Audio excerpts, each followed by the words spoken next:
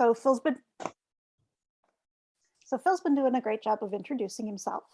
But he was born and raised in Texas in two church homes, one Baptist and the other a Free Church of God in Christ. He remained a believer up until the middle of college, as the exposure to other cultures, religious practices, and researching his own indoctrinated beliefs eventually led him out.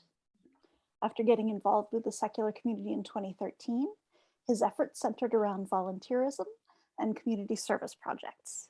This passion led him to organize and attend hundreds of volunteer activities in groups centered around non-belief in Austin and San Antonio. Phil is the volunteer coordinator for the Freethinkers Association of Central Texas and serves as its vice president. He's also the head organizer and coordinator for Austin Atheists Helping the Homeless and serves on the board of directors for the International Organizations of Recovering from Religion and the former Foundation Beyond Belief, which is now Go Humanity, Giving and Organizing for Humanity.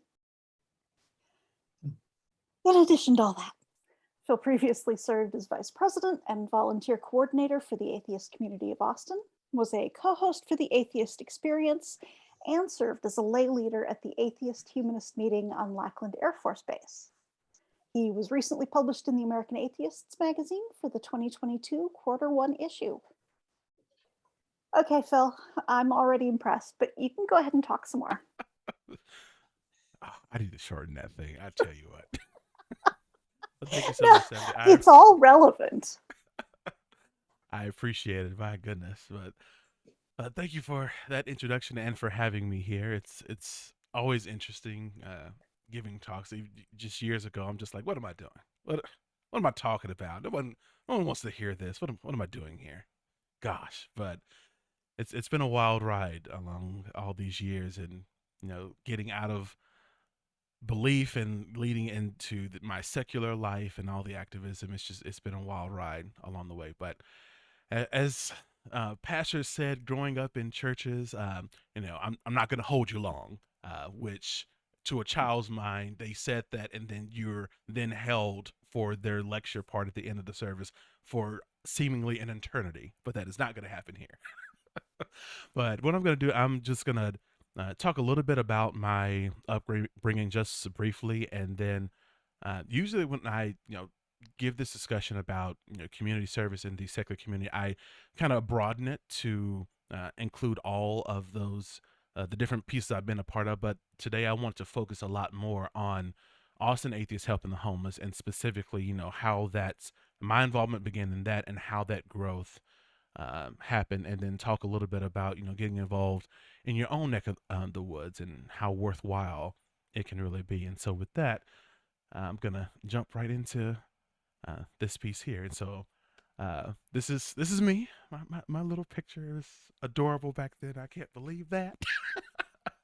But as Stephanie mentioned in the introduction, I had a Baptist church, and the other church was a Free Church of God in Christ, which a lot of people don't even know what that means, what it is, whatever. But that's these are not just random pictures that are on the screen. This is actually those two buildings, as a matter of fact, if you could see that.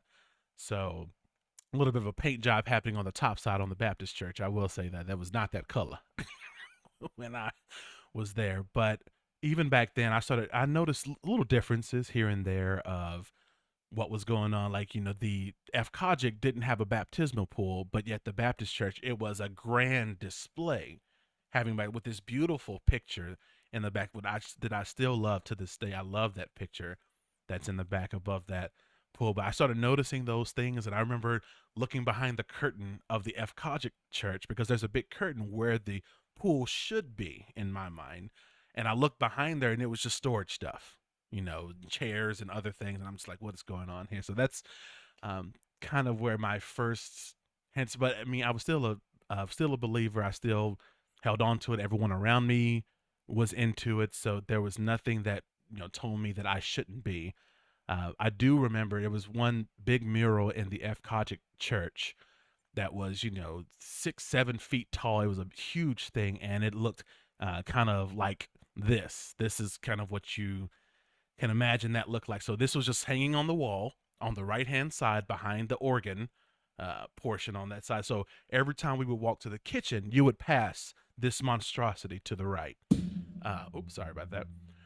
And so it would just, it would have all these things about basically what would be deserving of being thrown into the lake of fire, and, from murderers and thieves, things that would make more sense to smaller things like liars. And of course, homosexuality was, of course, embedded in there. And so, a lot of that, you know, it's, had a lot of cognitive dissonance for me, because as I started recognizing my own sexuality, that, and looking at this poster, I belong here in this in lake of fire and everything else. And so, when I got to college, as Stephanie mentioned in the intro, I started, looking at so many different cultures. There was a lot of folks from India that were in my program in engineering. And when I went I remember going to a birthday party, and they had all these displays of all these different, gods and traditions. Even their, food containers had some of these depictions on them. And it was just wild to see all of this variance that was so different from my upbringing, but they believed it just as firmly as I did. And, they had no qualms about it. And so that's what really kickstarted that, my transition from, being a Baptist to being, well, I'm spiritual but not religious. So I still had that belief in God, but I kind of pulled back a little bit on the specific brand that I adhered to, that type of thing. And that just faded out over quite a few years, because I didn't even know the word atheist even existed, which is so funny to think of now, because wow, what a change. What a change has happened.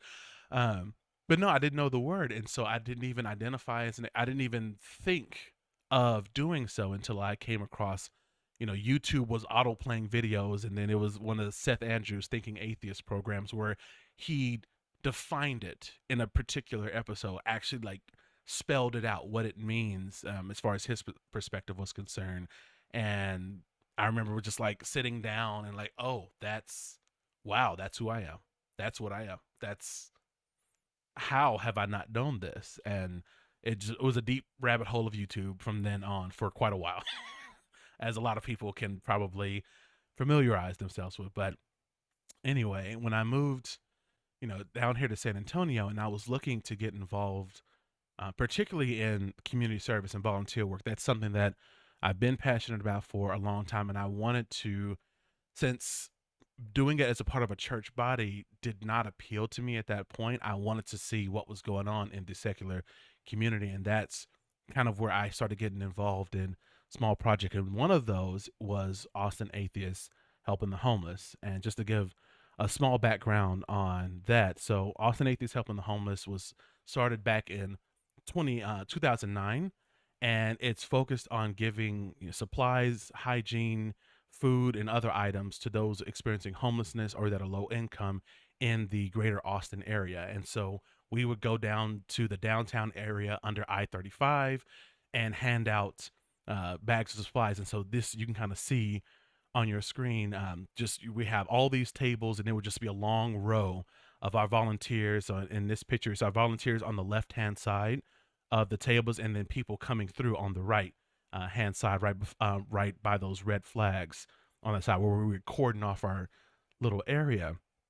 And so, it's when you look at it, when you look at these pictures and like the line that wraps around in the background and everything else, it is very easy to be intimidated, especially for people that have not, are thinking about starting a program or have not started, some type of like community service program in their own neck of the woods. It's easy to look at this and be overwhelmed. Like how could we ever get to this point? And we're not even the biggest of groups that do this kind of thing, but people look at those ending pictures and it can kind of stop people in their tracks. But what you don't see, and what most people have not seen, is kind of how all of this really got started in the first place when I got involved.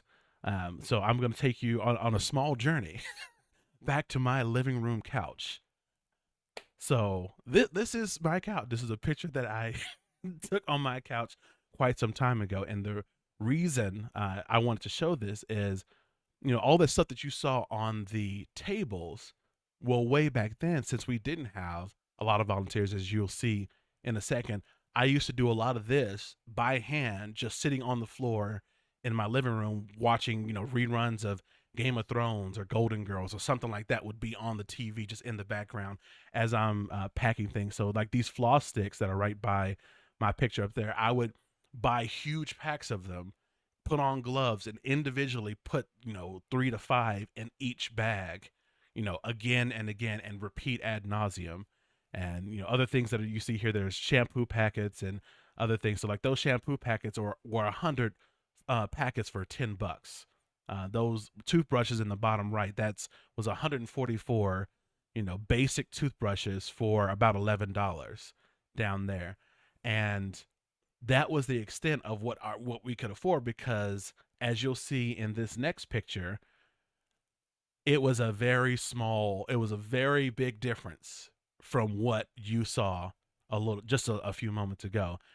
There was a single table, just one, as you could see right there. You can see me in blue there working at that table. And you will also notice that there are no other volunteers that are helping. It is just me at that table. And the reason that is the person that took this picture was the only other volunteer that was there. And so we had one table. We could only serve about 40 people at most on our best day, back then, because that's all we really had the supplies for. It was a small thing. And so this is us two. And we actually asked one of the recipients if they wouldn't mind taking a picture of us, because there was no one else to take the picture. And so that's us at our little table with a few, goodies still left over. At this point, there's apples on the table, and we learned very quickly that having hard fruits was not ideal out here. Softer fruits, for those that may have teeth issues and other portions that go on out there. So this was, well before learning that and getting feedback from people. But when you see that initial picture of these huge lines versus getting down to just that one table, it really helps to make a contrast from where this really kind of started from.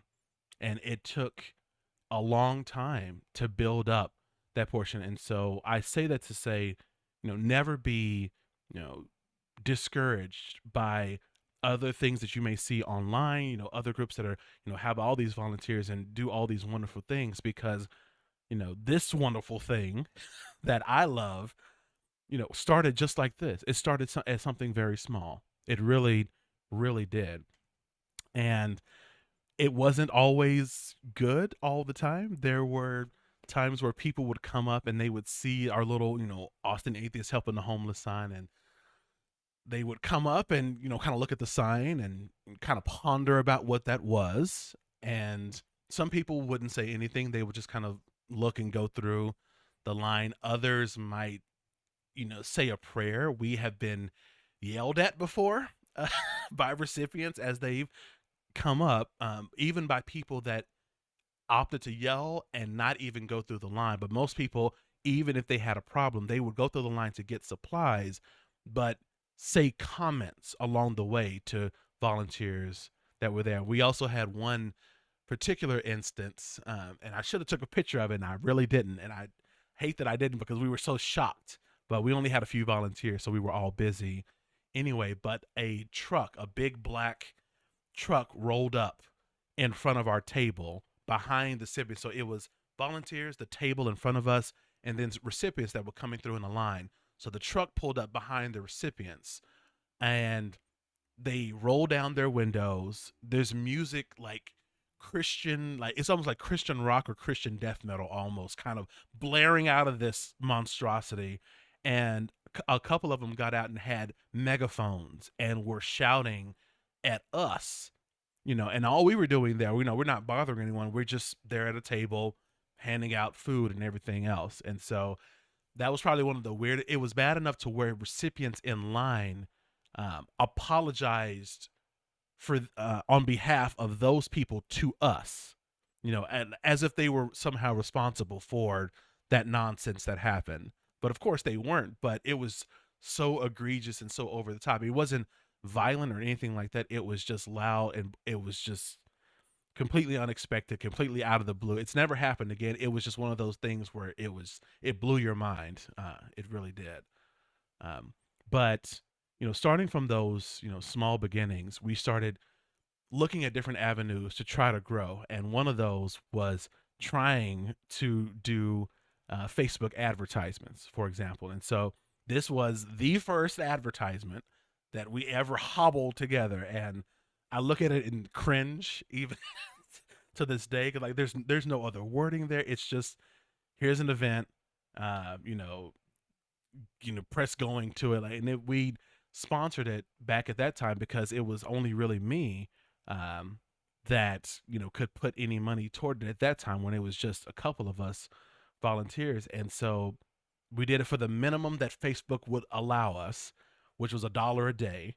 And I think we did it for maybe 14 or so bucks. And we hyper targeted the Austin area, like hyper focused at targeting, just to drill it down to make it a little more effective, so that we weren't wasting I would say the money that we put in it, but it was $1 a day, so it was what it was. But starting these little things like that, we didn't know what would happen.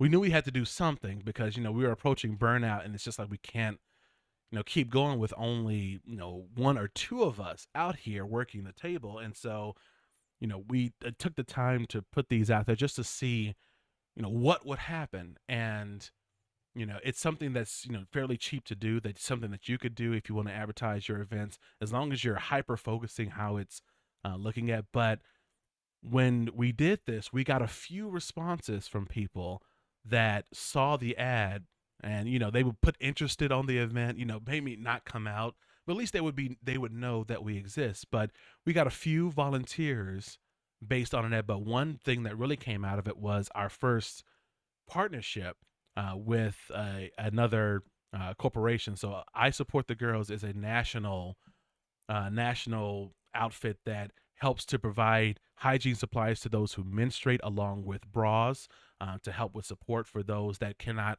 otherwise afford them. And one of those ads caught the eye of the leader that runs Support the Girls Austin. And this was just one of the, like, I found a markup of what she did for one of our giveaways where she couldn't make it herself, so she just gave us a big bag of supplies and said, here, this should, you should be good with this for a little bit. But she actually came out in person way back in the day. So this was before, me being on any podcast, all before any of that. Um, she reached out based on that ad to say, like, hey, I'm in the Austin area, and we have tampons and pads. Is that something that y'all can use? And it's like, well, yes, because we're having to budget that into our giveaway, and to not have to do that anymore would be an amazing thing. And what we didn't expect is for her to come out and to like what we did so much that they come out regularly to volunteer, not just to hand out the menstrual supplies, but just to volunteer to help out in general. And we haven't had to buy a pad or a tampon in now well over 6 years. They have provided years of free supplies to us, let alone their labor and the labor of their children, to put to put together little packs of wipes and like baby wipes and stuff like that. Going back to my old the couch picture that you saw earlier, me individually doing that. That's she puts her kids to work, which I appreciate. I really appreciate her doing that if she ever comes across this. But it was one of those small things that came out of this little ad, paying the absolute minimum that Facebook would allow to try to get the word out just a little bit. Uh, and it had such a profound effect. We didn't do it too often because money, and we'd rather put the money, small money that we had, towards the supplies that were on the table. But we did do a few advertisements every so often, just to get some folks out, creating an Amazon wish list to get people that wanted to support, that were from afar, to an avenue to be able to help out on that side. And another one of those things that really changed how we did things, and contributed to the growth of Austin AHH in my early years of being coordinator, was really listening to the recipients that come through the line. And so I want to introduce you to this is Miss Wanda here, and lovely lady, very energetic. And she lived around the I-35 bridge in the downtown area. And she would kind of go back and forth from behind a building that was to the side and come to our giveaways down there on the first Sunday of the month. So we were doing our giveaway just as normal, doing our thing, whatever. She came up to me and she's, my hair, even though it doesn't look big in there, it's my fro that's tied back. So let's be clear, there's a lot of hair still going, still going on there. So she came up and said, how you doing? And I introduced myself, and she said, your hair looks really good. Would you happen to have any hair grease? And if you're African American or been around folks, then like, you might know what hair grease is, but it is a product that is essential to help with moisturizing the scalp, keeping it healthy, keeping your hair healthy, all that wonderful stuff. And so there's brands like was it Miracle Grow, Blue Magic was a big one growing up. Like Softy is another one of the big brands that were out there. And so when she asked me that, I was like, well, yeah, because I had one in my car. We didn't have it on the table, but I carried a jar with me because you never know when you might need some moisture, in this in this big mop on my head. So I gave her the rest of my bottle straight from my car, and it was just one of those things where we are out here, we're serving this population that's out here, but no one actually have hair grease out here when a lot of folks that are on the street are indeed African American. And in Travis County, which is the county where Austin is housed, I think one of the last statistics that I recall seeing was African Americans made up less than 10% of the overall population of Travis County, but made up almost 40% of those experiencing homelessness, as far as the last count was concerned. And this was just one of those small things that was overlooked and something that wasn't really thought about in that way. And I started kind of talking to other groups that were going out into the same area, just like, hey, do y'all have any hair grease? Do y'all provide? Is this, a thing that you even do? And it's not something you saw, but she felt comfortable coming up to me, as being another, black individual out there where she felt comfortable asking that kind of question. And I was like, sure, I got you. So, for months we started, including hair grease just based on this single request. But what also happened is we started polling people that came through the line on a regular basis to find out what sorts of things could we provide. If we have a limited budget, what could we provide that they don't see often enough out there? And so it led to a lot of changes to some of the things that we provided, like not doing combs so much as brushes. If we do those, it's just making small changes by just talking to the people that you're actually serving. You're there to serve this population, friends and neighbors that are experiencing homelessness in that area, and they have a lot of knowledge about their own situations, what they get, what they don't, what's common, like toothbrushes and toothpaste, versus what's uncommon, such as bus passes. That was another big one that came up because we had a lot of requests about, well, I'll need to get to my appointment or to work and everything else, and I don't have any way to get there. I have to walk, such and such miles to get there, and I'm hot, I'm tired. This is in the Texas heat, of course. And, by the time you get there, you're sweaty or tired, and, you know, you still make it work, but it creates a huge stress point for people, let alone those with mobility issues that are indeed out there on the street in wheelchairs and everything else. And so, one of the biggest changes that came out of just talking to individuals that we serve was we need to do something about bus passes, and the transit assistance program was born. Back then it was a partnership with the Atheist Community of Austin, who would actually do the purchasing. Now it's actually supplied by local organizations, both secular and non-secular, as a matter of fact, that actually provide that funding for that program, because it's such a huge thing that means so much to people's lives that are out there on the street. But all these little things added to that growth. And so when you see that one table back from that beginning going up to when you have these 17 or so, that's really what you can attribute a lot of that to, is just making these little changes and trying to serve the folks in your community a little better in your means, of course, because we were always hampered by how much money we had. What can we actually put on these tables? What can we reasonably provide out there?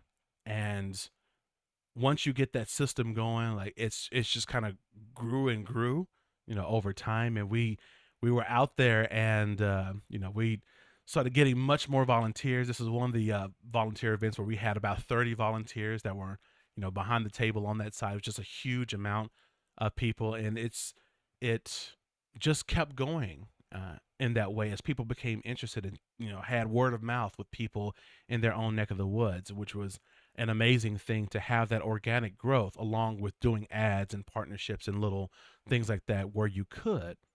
We actually got recognized in the local paper. As a matter of fact, I cannot stand my hair in this picture, but that's so beside the point. All I'm doing, I'll just have to cut it later. It's just going to help. I know it's going to help. Yeah. Help get a job done. Yeah. Careful assuming. Yeah, I see it. Help a solution, it's going to be good.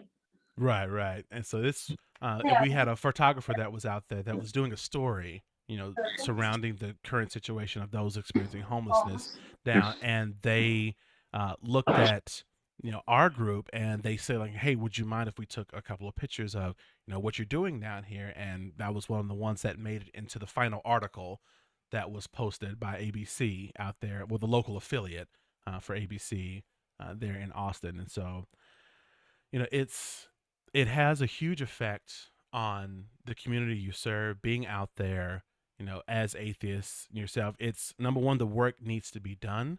That's first and foremost, but it also has a huge effect at creating community, which is a lot of what is lacking, or that we lose when we get out of these church homes. Because when I was growing up, a lot of what was happening was focused in and around the church. So all the fundraisers, and you have your bake sales, you have volunteering events, you have all of these things typically took place in one of those two church homes. And so leaving that side, there was this gap in what community and what that actually means to me as an atheist, when I don't have this structure that I was used to. And part of that community, along with social events, which are super important, as Stephanie was talking about for Minnesota Atheists earlier, which is amazing to have those outlets for people to get together. But it's also coming together to work and serve in your own community is a huge part of it, which I still think is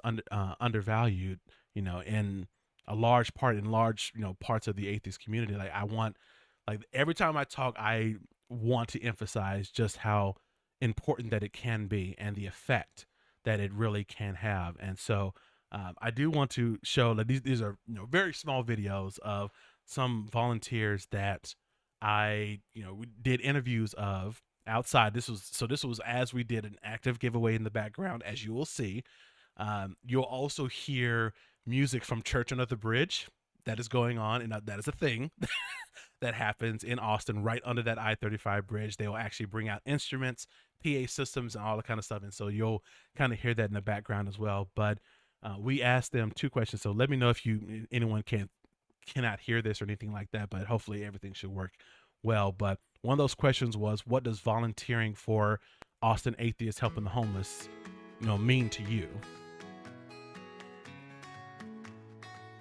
I always like seeing the people's faces when we give them stuff. Saying good morning is my big thing. Like, hey, good morning, talking to folks. I love talking to people. And to me, just seeing their smile on their face and stuff like that, it does it for me. That's what I like, yeah.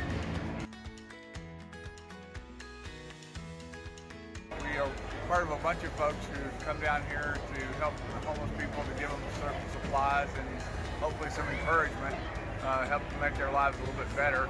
I enjoy being part of a secular group because I basically don't use belief systems at all. and very fact-based. And so this is a good institution to help do things for people and to bring some good things to the community. Personally, it just means that I know I'm contributing to at least make somebody else's life maybe a little better. I don't think I would have been able to do this with a church group, honestly. That's why I'm glad that the atheist community does this, because it does. There's a sense of fulfillment to me that I actually am helping my fellow man. Without no strings, there's no strings. You don't have to do this. It's just come get your stuff, and we'll help you out the best we can.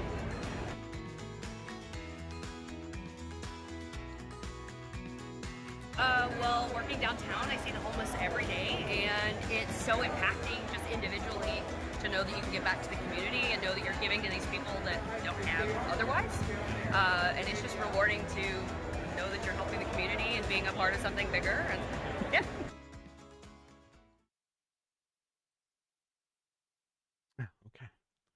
Yeah, a lot of those folks that you saw there, they're actually still involved now. And so if you look at some of the current pictures that are on the Austin AHH Facebook page or our website, you'll actually see those faces still there. And so it means a lot, including to myself, just being out there and creating that sense of community and belonging, in the local area. It's, we're a part of this community. People that are atheists, we contribute and we're valuable to our local communities. We care about what goes on. We want to make those changes. And this is just like one of those avenues that, the rubber really meets the road, if that's the way that phrasing goes for that saying. But it makes it very tangible for the volunteers that are there, for those that see what's going on. And that's another important aspect of it, is being out atheist. When you're there, with this shirt on, you have that atheist moniker going on. Not that we're not pushing anything. We're not, there's no agenda and something like that. It's just going out to aid those that are in need in our community, that we care about, that, is worth that time for us. But it also has an effect on how the outside world views atheists. And that's another question that I also posed to several of those volunteers out there. You may recognize one from, around here as well. That's included in this particular clip. But we also asked that question of people of what effect has being an out atheist volunteering out here had on how people view us.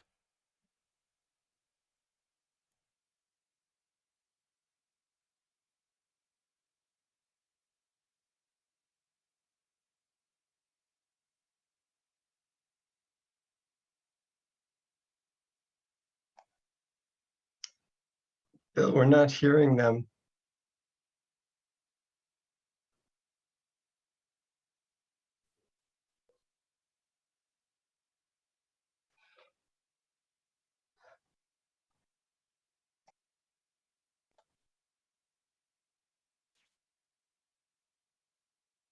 All right. Can you all hear it? No, Phil. Oh dear. Okay, let's see here. Well, let's try again. Let me see if it's see what's going on there.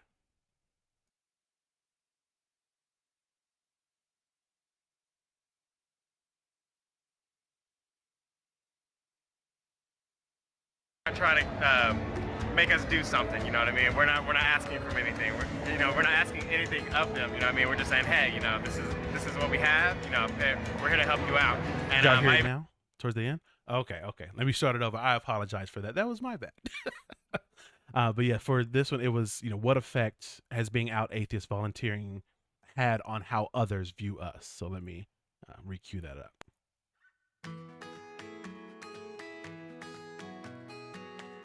I think it's had a positive effect, because you talk to some of these folks and they're like, man, I love this line, because you're not trying to make us do something. You know what I mean? We're not asking from anything. We're not asking anything of them. You know what I mean? We're just saying, hey, this is what we have. We're here to help you out. And I even saw someone, one of the persons that goes through the line pretty regularly. I saw him somewhere else, and I was like, hey, how's it going, man? He's like, hey, he pretty much showed his appreciation for what we do out here, and he said, hey, you guys are awesome. Thanks for what you do. So, yeah. I think it's been really positive. It hasn't happened for a while, but frequently some of the homeless folks would, say they prayed for us, or maybe they tried to argue with us, or kind of condemned our beliefs. But now when we come with the truck, people are like, the atheists are here. And so certainly among the population we serve, who are also helped out by churches and church groups, but they've come to have a very positive outlook, very, very positive attitude towards us, even if they disagree with our principal beliefs, and that's okay. We're here to help people, whatever their religious beliefs. So it's been interesting. It's been a wide array of reactions to the group being out here, ranging from a lot of positivity to a lot of questions to some negative as well. Like that has happened. It hasn't happened in a long time where we had someone that was just overly negative about our presence being here, but it's gone from a place where we were just tolerated, just kind of looked at weird as being here. People will take the supplies, but we don't really want to talk with them or associate with them. Let me just get my stuff and go. To now it's to a point where we are expected. We are wanted. And it's also having an effect on the religious community at large, because there are groups here that saw us as just that weird group that was kind of off to the side to a degree, but now we're seen as kind of like their co-equal, like we're people that are trying to make a difference the same way that they are. We have differing beliefs. We're out here maybe for different reasons. Our reasons are more along the lines of humanism. It's worth coming out to have this effect, to help those in our community, the friends and neighbors that are in our community, just because they're worth it. They're humans, and we're all in this together. There's no one else that we can rely on except for each other. If we don't do something about it, nothing's going to get done. Yeah, so I think societally, atheists are still very much condemned and feared. So when you see us out here smiling and handing you cookies and, here's a scarf, how are you doing? It's like, oh, these are people.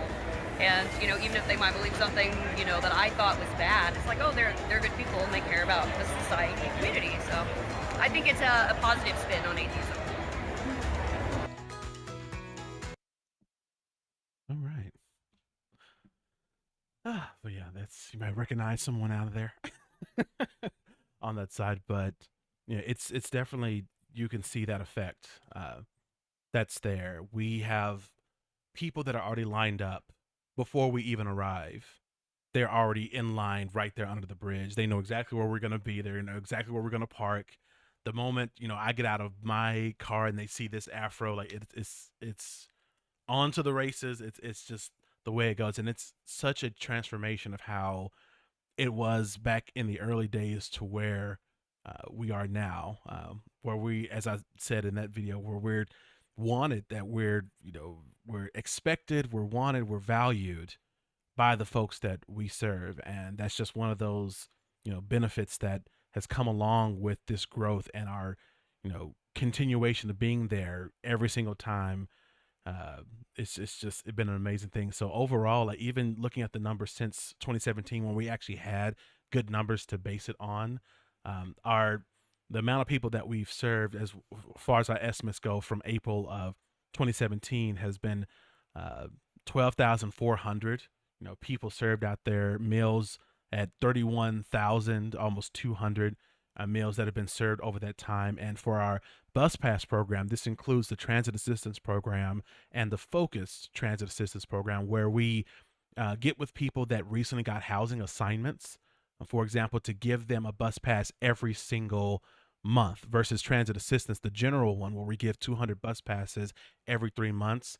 The focus assistance helps people that are already in those housing situations, which are not as permanent as you might think. They only have a certain amount of time before assistance can run out. And so to help defray those costs while people are in those situations, we developed the FTAP program to give them a better chance of staying in that housing assignment, going past the year, typically a year span that they have in there where they'll receive constant assistance for rent and everything. So to help get people on their feet, to not have to worry about how they're going to get, digging into their small budgets, every month for paying $40 or $80 if it's two people in a place in order to get to where they need to go to get to work, to get to appointments, to get to their caseworker appointments and back, that type of thing. And so it's been over 62,000 individual bus days that has been given out into the greater Austin area. And so that's primarily in the form of monthly bus passes, so 31-day bus passes that has led to that.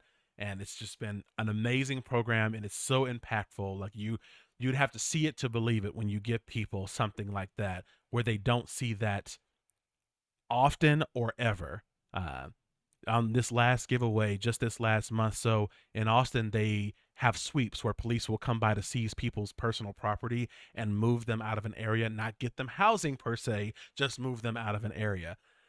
That can be a whole discussion in and of itself, which we don't have time for today. But we went to one of those places that were swept during the month of April. We went out on the first Sunday in May just to see who was there, if they needed assistance. We brought a few bus passes, even though it wasn't our normal tap day. We brought a few extra just to make sure we can give some extra support to those that had their stuff stripped away. And there was one young lady when we gave her a pass, like broke down crying, like kind of in front of everybody else that was in line. It was about 20 people there overall, but we were able to get bus passes and supplies into the hands of everyone there, because a lot of them, as one individual that was in a wheelchair there said, like, all I have left is, what's on the ground. And it was just a kind of a foam mat and a sleeping bag that was on top. And that was the extent of his possessions after the sweep had gone through over in the month of April.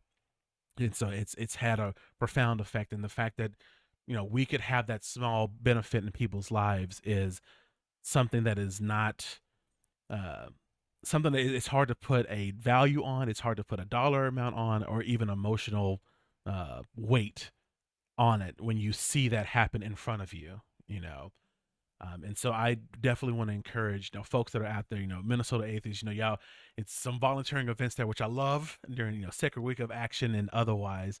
And so I always want to encourage people to, get out there in that local community. If you've, read the recent article coming out of American Atheists magazine, this is my little article that was there, which I love. But, if you've already read it, if you're a member, then you would have gotten that issue already. And towards the end, I give, a few, points about getting involved in your own community. But one of those is to not underestimate your impact that you can have. And so what I mean by that is, so during the pandemic, so go back, take your mind back to March of 2020, and when things really started, getting, just ridiculous. All of a sudden, you couldn't find toilet tissue to save your life. Remember those days where things just got very rare, and we had to have a long discussion, amidst all of the county restrictions and city restrictions. What were we going to do?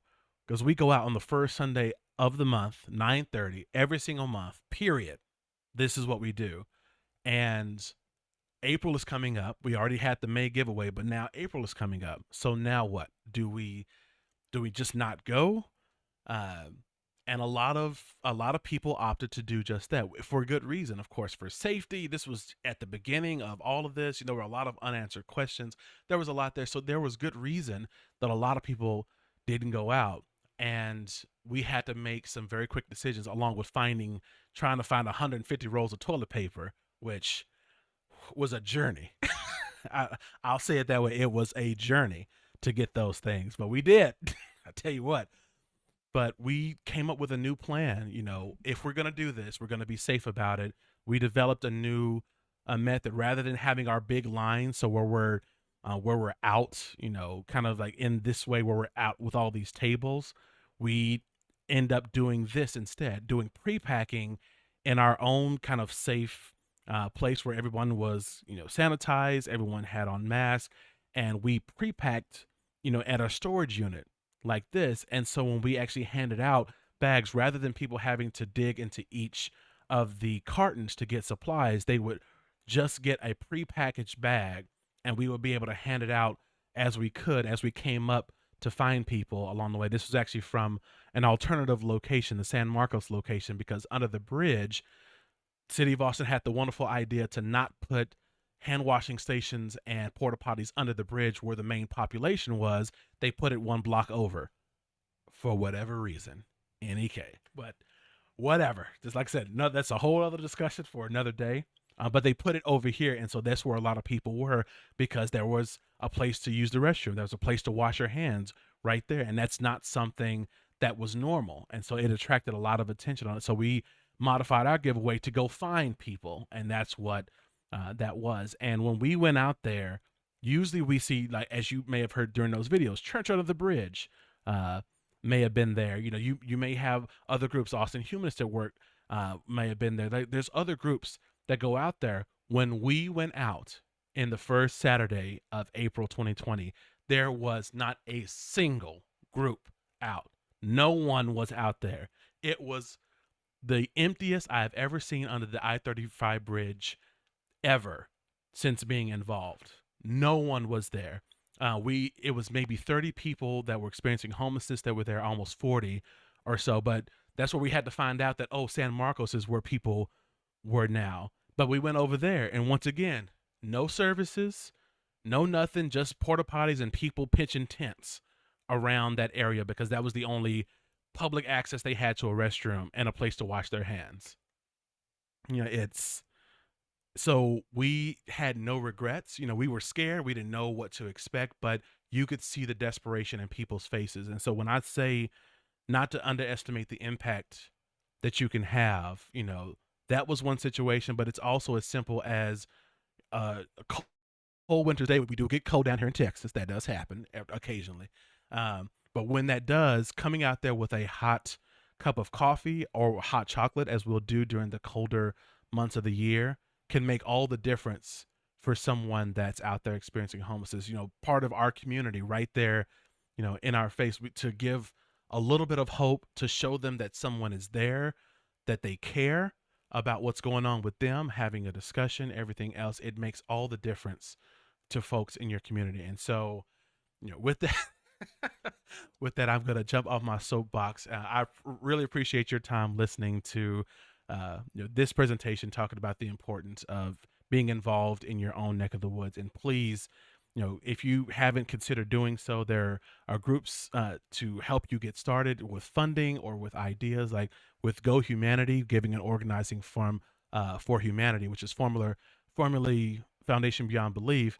There is a program called our Go Teams where you can, get some ideas about how to get involved in that local community, whether it's latching on to existing infrastructure like a food bank, something that's already pre-built and they just need volunteers and time, or creating something of your own accord, as Minnesota Atheists, as y'all were mentioning, doing the Heathen Highway cleanup on that side. Those cleanup projects, doing monthly giveaways of items such as Austin Atheists Helping the Homeless and people all across the nation do. It's resources that are there that can help you get started, because a lot of that is that initial burden of, you don't think you can do anything, or even if you do something, how much could you really impact? This side, you're not giving housing, which we would love to do, but you can help someone in that interim as they're navigating that strenuous and long process that it can be of trying to get to the point of getting housing in our case, up in Austin and in San Antonio, frankly. So there's resources there. So use those resources, reach out for ideas. Go Humanity has a lot of ideas that are sitting on that website, and you can also contact our one of our directors there, for Wendy, that can help get you started on that path to getting something off the ground and kind of helping it to grow and getting support with t-shirts and grants and, ideas. There's a lot out there, and it's worth your time. It's worth your effort as we have impacts in our own local community as atheists. We're changing hearts and minds. We have podcasts and we have newsletters and conventions, and we got all these things, and they're just all over the place. And a lot of it is needed.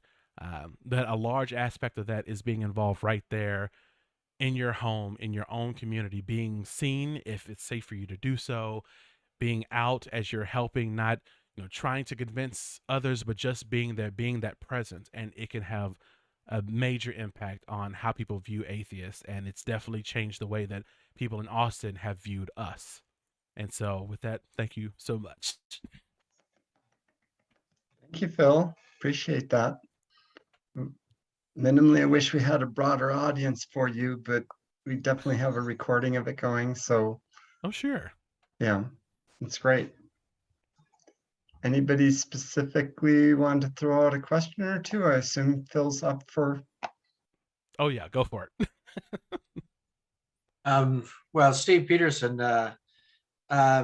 Minnesota Atheists had partnered with Foundation Beyond Belief for a couple projects a few years ago.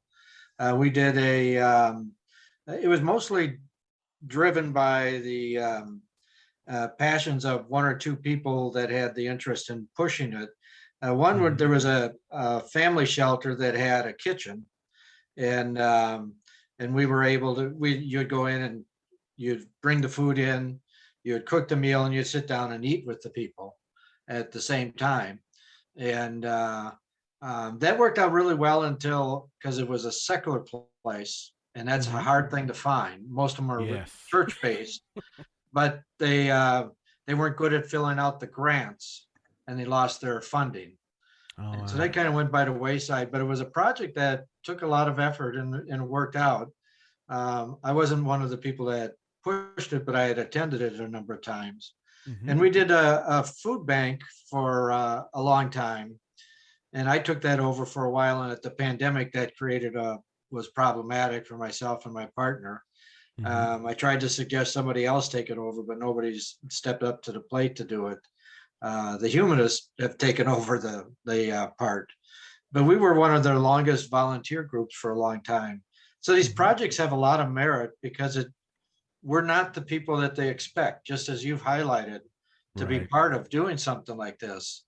But it does involve community participation, and there's different people that will come up. And so if somewhere along the line, Minnesota Atheists can find that energy, but it does take a fair amount of dedication and effort by the people that put it forth. But I found it rewarding to participate in it, and it's always been worthwhile.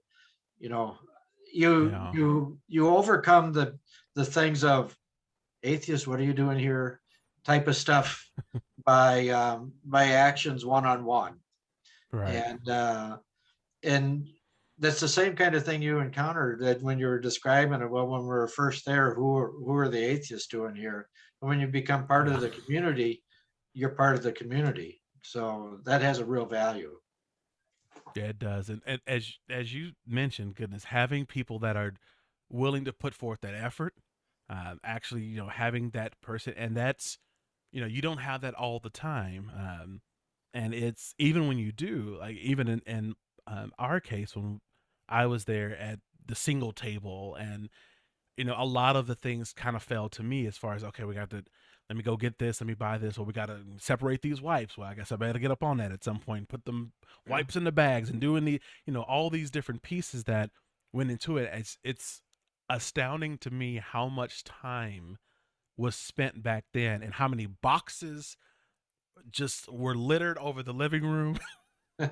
Just overwhelming the poor cardboard recycle bin outside. Good night. That poor thing couldn't handle quite as much recycling material as I had. But it took a while, and it was one of those things where we came to the realization that if we don't do something, if we don't get more folks involved, like, this can't continue infinitely. Like this cannot happen that way. And so I was super involved and super enthused and would dedicate a lot of time to get it. I used to go on base at Lackland Air Force Base to the Airman's Attic to get clothes from there, because they would give me bags of clothes to take out there, and that's how we kept a lot of our clothing aisle, as we called it, and we kept it flowing with clothes because they would have plenty that were on base, and they were like, here, I'm also volunteering. I was volunteering on base at the Airman's Attic at that time, and so that's how I found out that I can get all of these clothes. And I'm like, yes, I want all of this, and I would just fill my car to the brim with bags of clothes that would be shipped out of there. And so, like, that's kind of what led to trying something new, doing the ads for the first time and not knowing how that was going to go, because money was super limited. It was already limited in putting supplies on the table, and now we want to schlepp some over here to do an ad, and like, what is that actually going to do? And sometimes like the ad would be effective and they would get some traction, and other times you wouldn't get too much. But watching YouTube videos, my goodness, about how to target with those ads, trying to get a better feel of how to make them more effective. And there was some luck there. I mean, because if you're in a low populated area, you only have so many people to target, but in Austin there was quite a bit. And so it was just like, we're hoping maybe for something, but getting the partnership with I Support the Girls that's now spanned over 6 years. Some of the long-term volunteers, such as Roy, that you saw in there, he's still involved to this day, and he got involved way back then. And we had several people that got involved just that way, where they wanted to come out just to see what it was about, and then they were interested enough to say, okay, I want to put in a little more to this if I could. Everyone has constraints. People had kids, there was school, we had people in the military. It just depended on what was going on in people's lives. But for those that wanted to do just a little bit more, but then you would have those that want to do a lot more, to say like, oh, you can actually ship some things to me and I will help get them together so that you don't have to, which was huge for me. Back then, you don't understand, I tell you. Like that makes a huge difference, and took a load off of my back, because I was verging on burnout, and certain times, just doing so much. And I'm down here in San Antonio, doing things as well with the Texas Ramp projects. I was starting to coordinate volunteer activities with the Atheist Community of Austin as well, because that was also at that point of having a lack of enthusiasm around the volunteer side. And so I'm like, well, okay, let's rock and roll. Let me cue some things up and see what shakes out. In Food Bank and the Texas Ramp Project, we're building wheelchair accessible ramps for those that are low income, disabled veterans in, Austin, the same way that we had already been doing in San Antonio with the Freethinkers Association of Central Texas. And people loved it. And it was like, okay, cool. There's some enthusiasm there.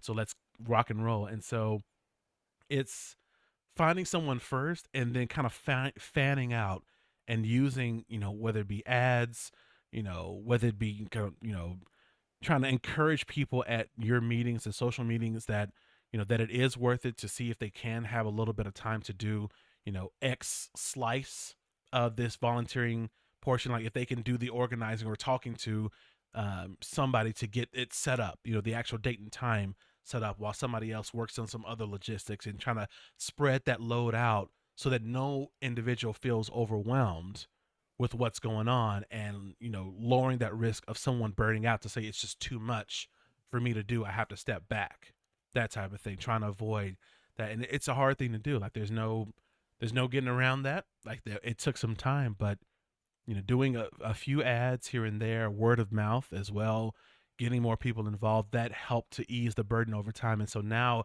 it got to the point, I think I missed my first Atheists Helping the Homeless a couple years ago. I went to Oklahoma. Is that what it was? It was something. It was some kind of convention. I think it was like AA Con that did it. And I was stressing, and I was just like, oh my goodness, what about the giveaway? How's it going to go? What are they going to do? Having to step away from that. But of course it worked out well, because the folks that were there were longtime volunteers and were prepared for that. And they were well equipped to handle the giveaway on their own. And they did just fine. and it worked out well. And so getting to that point where you can kind of let go and not be so hands-on all the time if you don't need to be is a nice position to be in. But it takes time, and it takes some involvement from people that are in that community, and that can unfortunately just be a barrier that takes time to overcome.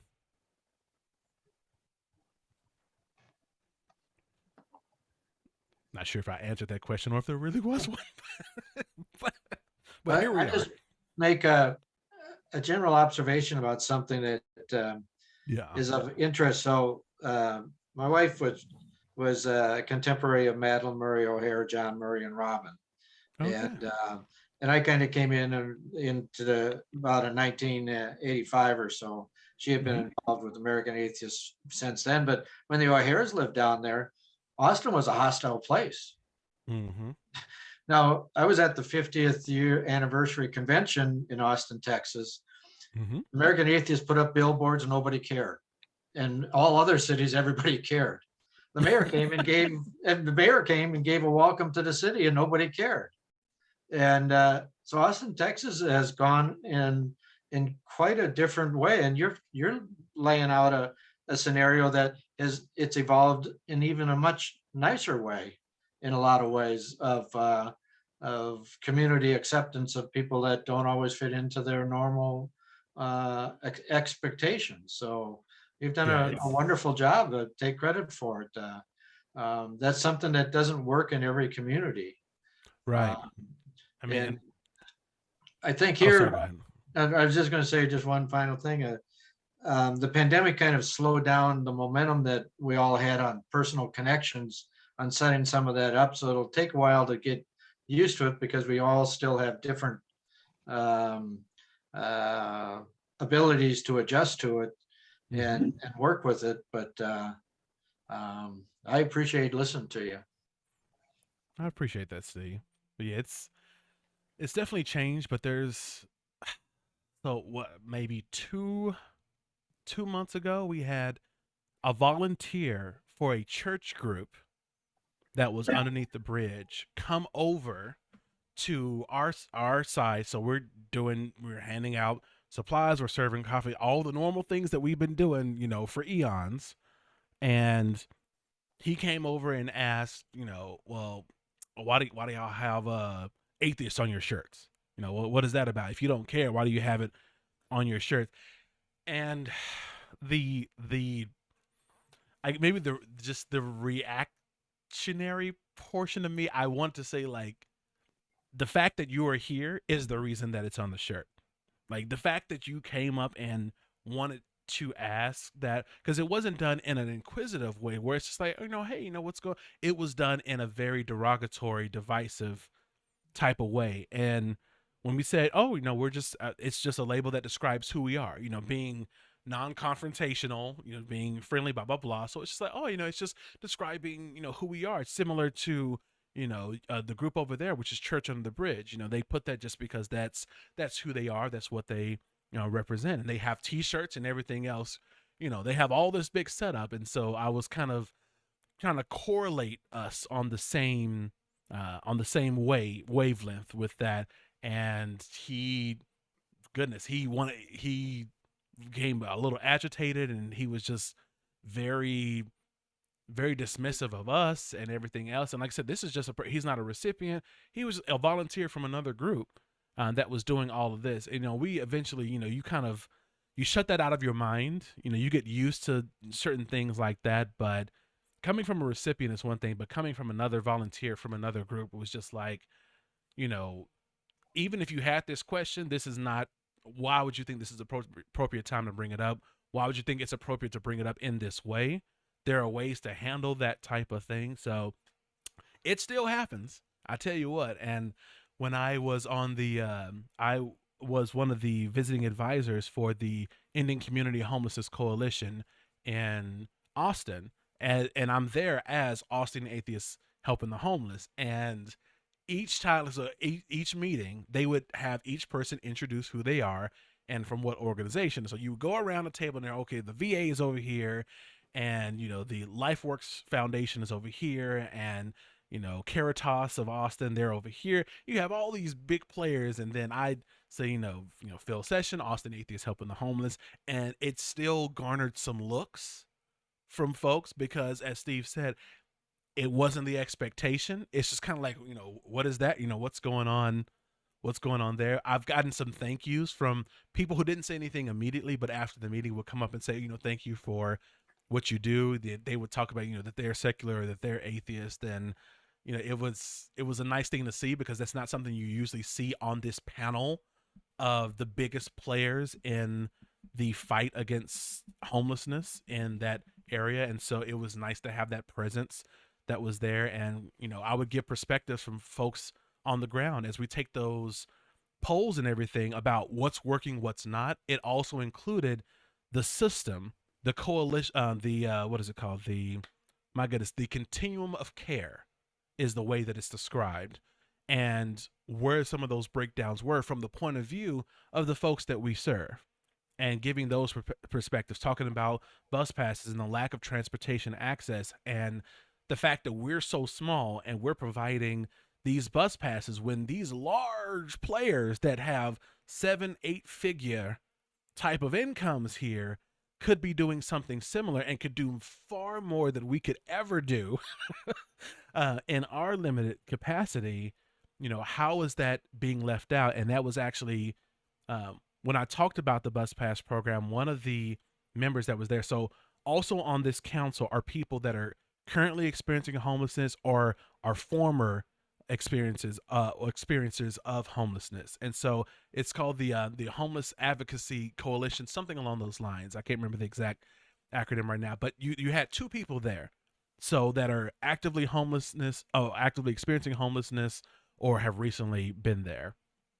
And one of them was very irate about that exact thing. She was talking about the lack of movement coming from these big players that are in this room, that are all represented here around this table, and yet a lot of these same problems persist. She was an African-American lady, kind of like in the middle age range, and she was talking about how it's failed so many people, and you have all these people talking about their priorities and what their programs are, and they're asking for funding from federal housing and urban development, the federal HUD, all these things, all this money being passed around. Federal HUD gives, 10 to 14 million to folks in Austin per year. Like, that's the federal program and the allotment that's done for the Travis County continuum of care on that side. And she was just like, she went off. Like, it was just one of those things where she just was giving her perspective. And one of her,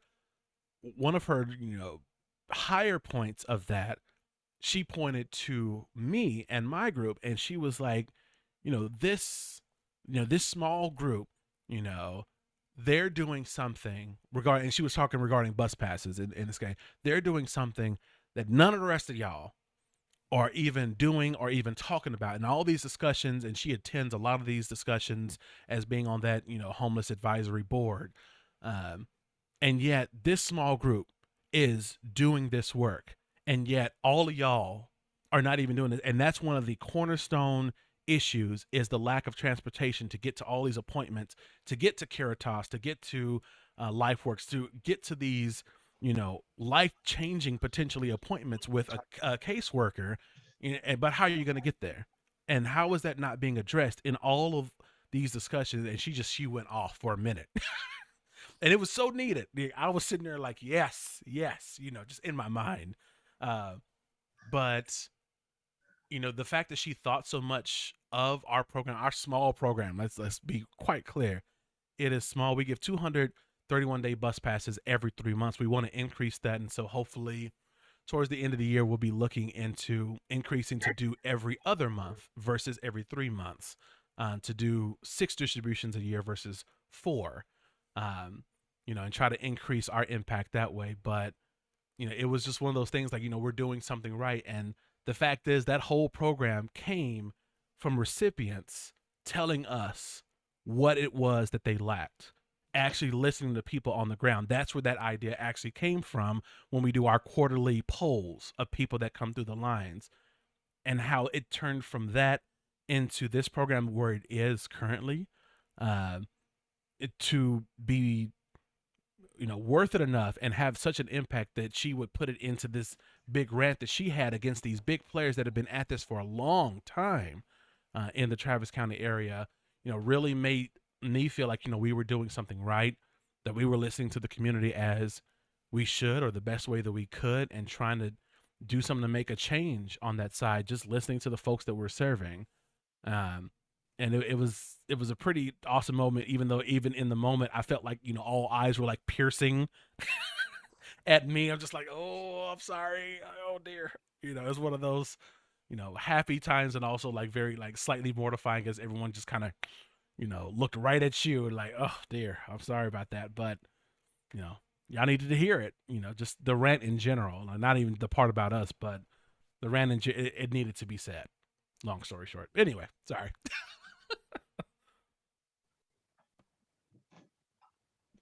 Were there any other, questions or comments from anyone else around?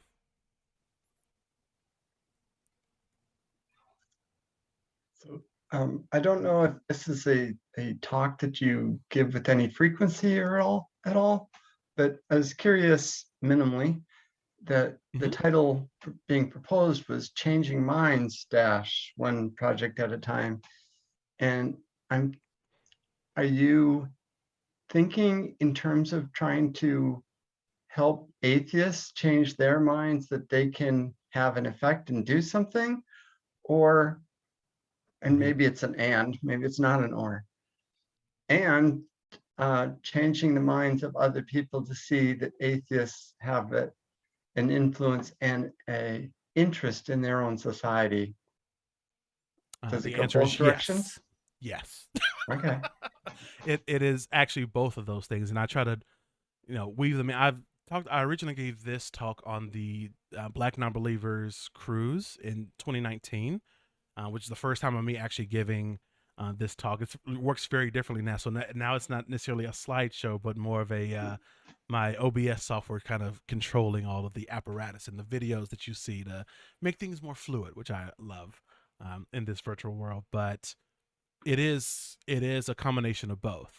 It's a part of it shows how people view us differently and how that's changed over time. I mean, even when I included, so this one focused on Austin AHH, but in the original presentation, I also brought in, things that were in San Antonio, done under the Freethinkers Association of Central Texas. So we came into the food bank one time, and so we were there pretty often. Enough to where I knew quite a few of the volunteer organizers by name.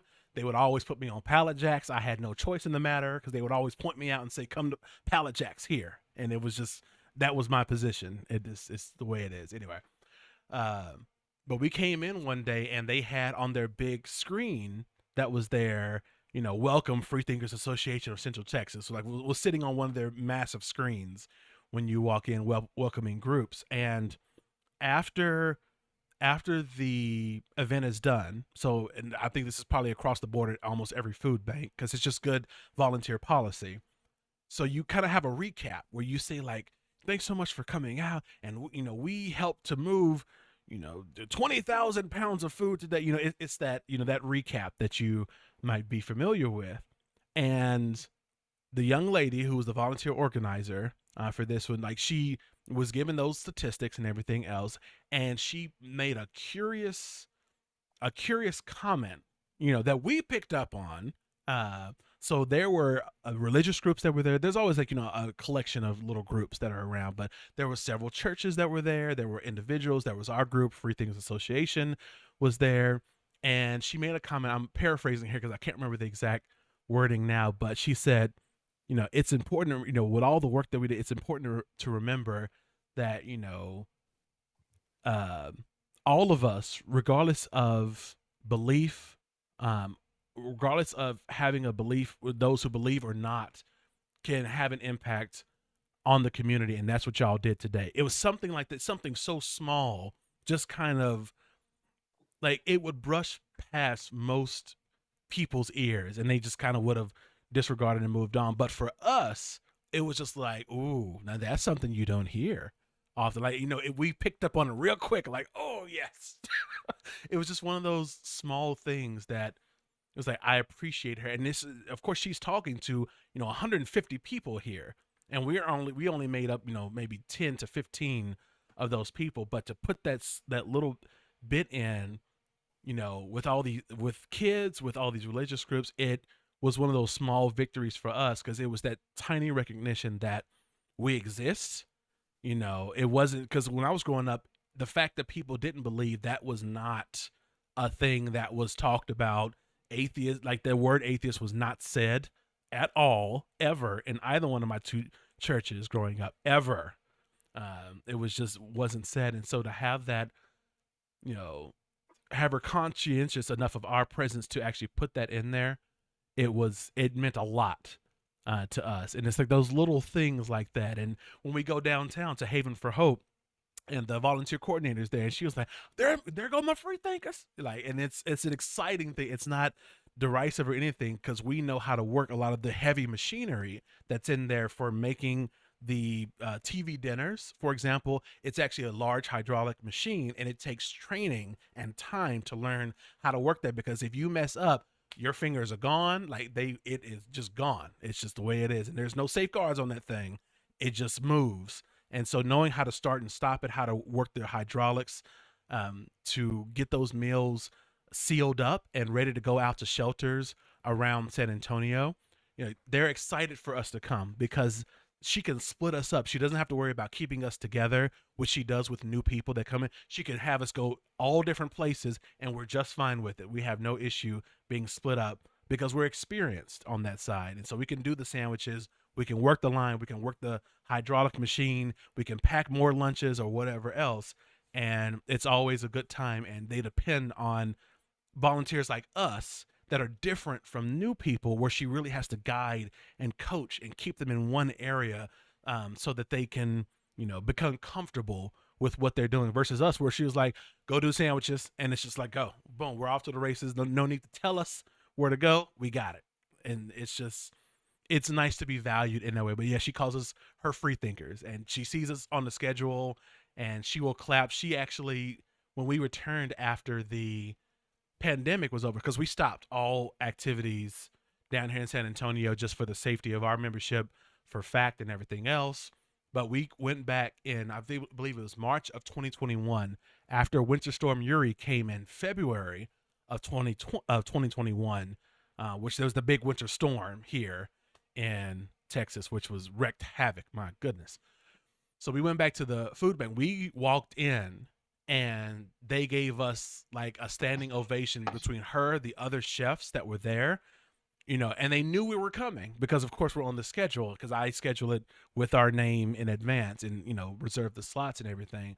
And I talked to her later, and she was like, we were just so happy to see that y'all were back, that, it means that things are getting back to normal. It means that we have our experienced volunteers again. And it was just, she was very happy that we're coming back normally now. And we go every month. We're there every single month, going up there. And so it's nice to have change those minds. She's very religious, very Catholic of a person, but she values what we do, and it's been awesome, being the interaction. And we may be some of the main groups of atheists that she's had to work with, or the other chefs and everything else, but we're a large group that comes there. And it's nice to be looked upon in a favorable light, where you don't have that expectation that you would potentially.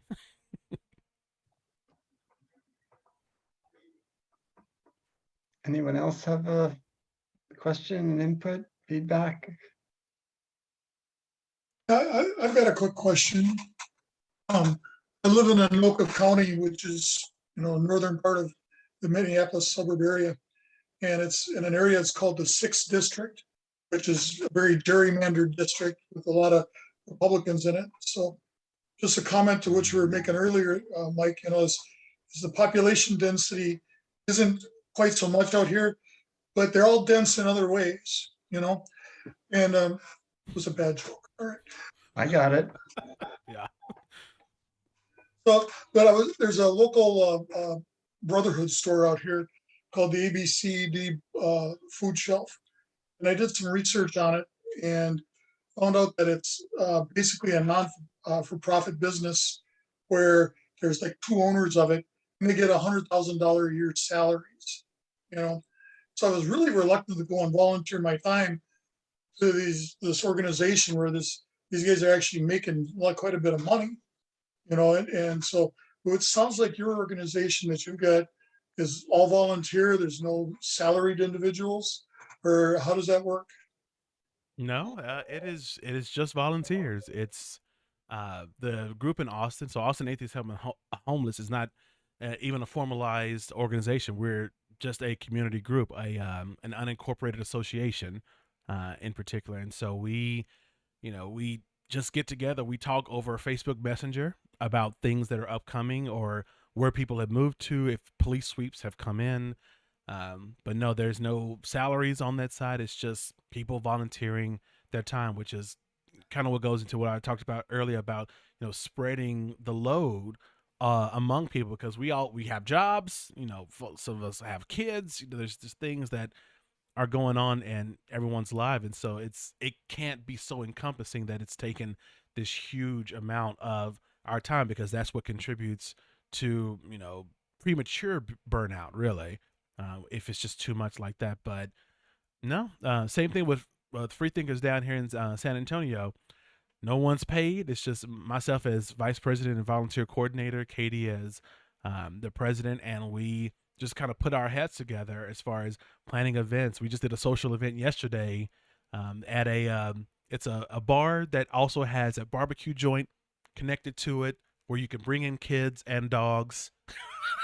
It's a very interesting place, but it drew a lot of attention. We had like 20 some odd people that came out to have something to eat, play darts, and just to hang out. But all of that organization is just done by us volunteers that are on the board, or whatever else. Pride next month, that'll be me and Katie for the most part, and then grabbing other volunteers that want to come out to go work the booth out there at Pride and be that secular presence there in the middle of San Antonio, because there's plenty of religious presence, but there's not a lot of the secular arm, explicit secular arm that's out there. And we always get a lot of people that are like, I didn't even know that you were here, and oh my goodness, an atheist, oh, I can't believe it. And so it's always a fun time in that regard. But yeah, just volunteers and spreading the load.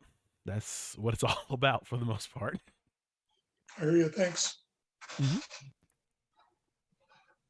Well, last chance. Otherwise, I think it's time to thank Phil for donating your time for us. I appreciate that very much. I'm sure others do as well. For sure. I love it. I love talking about these kind of things, and it's something like if I'm on a podcast, which you can find me usually like on Tracy's podcast, At Home in My Head. Tracy Harris has her podcast that she'll do, and it'll be just some random topic or something that her or Jen Peebles and I wanted to talk about, and boom, there we are, having a discussion about it. But I love talking about volunteerism, the importance of it in the secular community, both for us as secular people and building up our community, and as people looking in on us. So I love it. And I can talk about it for quite a bit. Well, very good. You're certainly welcome back if you have an extra hour or two that you want to aim our direction. I'm sure we can incorporate, maybe remotely, but your inputs to hopefully a slightly larger group as well. Thank you for your time. Yeah. All right. Thank you so much for having me. I really appreciate it. Very good. I